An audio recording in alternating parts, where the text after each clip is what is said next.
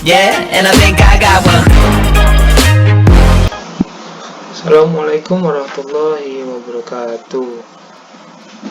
Saya Sandika Wirian, mahasiswa dari Universitas Muhammadiyah Palangkaraya.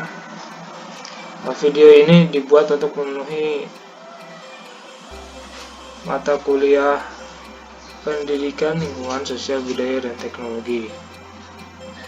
Nah, yang akan kita bahas hari ini adalah hakikat nilai moral dan sosialisasinya dalam kehidupan. Oke. Yang pertama adalah nilai. Nilai yaitu kemampuan yang dipercayai pada suatu benda untuk memuaskan manusia. Jadi, nilai itu pada hakikatnya adalah sifat dan kualitas yang melekat pada suatu objek. Maka nilai itu adalah suatu kenyataan yang tersembunyi di balik kenyataan-kenyataan lainnya. Nah, Scheler berpandangan bahwa nilai merupakan kualitas objek. Seseorang tidak dapat memahami nilai dari benda yang bernilai karena nilai mendahului bendanya. Nilai adalah kualitas a priori, artinya bukan hanya tidak bergantung pada semua objek yang bereksistensi, tetapi juga tidak tergantung pada tanggapan seseorang. Nah, Scheler menggolongkan nilai-nilai menjadi 4 tingkatan. Yang pertama adalah nilai kesenangan, yang kedua nilai-nilai vital, yang ketiga nilai-nilai rohani, yang keempat nilai-nilai religius. Kita bahas yang pertama dulu, nilai-nilai kesenangan. Maksudnya di sini adalah nilai-nilai yang menyangkut kesenangan dan ketidaksenangan yang terdapat dalam objek-objek yang berpadanan dengan tanggapan makhluk-makhluk yang memiliki indera. Nah, yang kedua, nilai-nilai vital, itu nilai-nilai yang berkaitan dengan vitalitas hidup hasil hubungan timbal balik organisme dengan dunia sekitarnya. Yang tiga, itu rohani, tidak bergantung dari hubungan timbal balik antara organisme dengan dunia di sekitarnya. Nilai-nilai rohani meliputi nilai-nilai estetis, kebenaran, dan nilai-nilai pengetahuan murni atau pengetahuan yang dijalankan tanpa pamrih.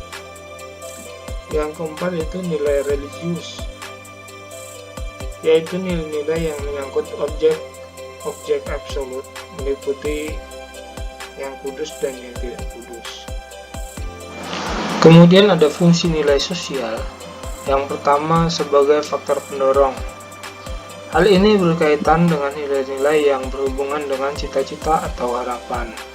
Yang kedua adalah sebagai petunjuk arah mengenai cara berpikir dan bertindak. Yang ketiga, sarana untuk menimbang penghargaan sosial.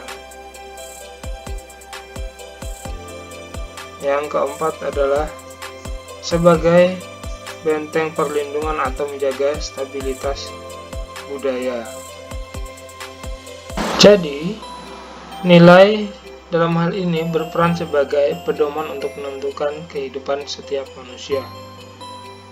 Nilai manusia berada dalam hati nurani, kata hati dan pikiran sebagai suatu keyakinan dan kepercayaan yang bersumber pada berbagai sistem nilai. Selanjutnya, moral. Kata moral berasal dari mores, yang sinonim dengan kesusilaan, tabiat atau kelakuan. Moral adalah ajaran tentang hal yang baik dan buruk yang menyangkut tingkah laku dan perbuatan manusia. Moral dapat berupa kesetiaan, kepatuhan terhadap nilai dan norma yang mengikat kehidupan masyarakat. Di dalam moral terdapat juga norma. Norma tersebut adalah perwujudan martabat manusia sebagai makhluk budaya sosial, bermoral dan religi. Norma merupakan suatu kesadaran dan sikap luhur yang dikehendaki oleh tata nilai untuk dipatuhi. Kemudian adalah sosialisasi. Sosialisasi yaitu sebuah interaksi sosial melalui proses belajar dan adaptasi agar dapat berperan dalam kehidupan. Ada 3 aktivitas utama dalam sosialisasi, yaitu yang pertama adalah belajar, adaptasi, dan pengalaman mental. Sosialisasi menurut para ahli, yaitu menurut Charlotte Bachler, sosialisasi merupakan proses-proses manusia mempelajari tata cara kehidupan dalam bermasyarakat. Maksudnya adalah ini adalah proses yang membentuk individu belajar dan menyesuaikan diri tentang cara hidup dan berpikir kelompoknya agar dia dapat berperan dan berfungsi dalam kelompoknya.